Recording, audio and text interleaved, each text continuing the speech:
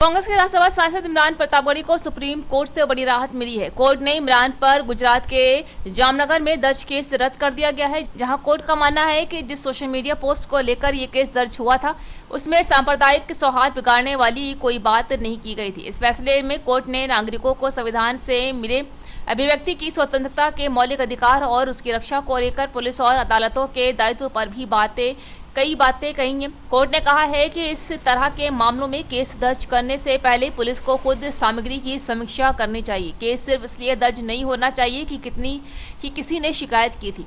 इस केस को निरस्त करवाने के लिए इमरान ने गुजरात हाईकोर्ट का दरवाजा खटखटाया था। उन्होंने दलील दी थी कि उनका मकसद शांति और प्रेम को बढ़ावा देना है, लेकिन हाईकोर्ट के जस्टिस संदीप भट्ट की बेंच ने इससे मना कर दिया है।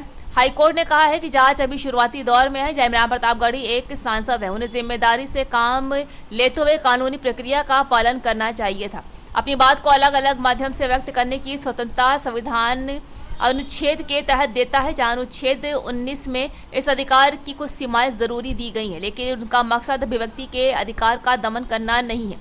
कोर्ट ने भारतीय न्याय संहिता की धारा 196 और भारतीय नागरिक संहिता की धारा 173 की भी व्याख्या की है।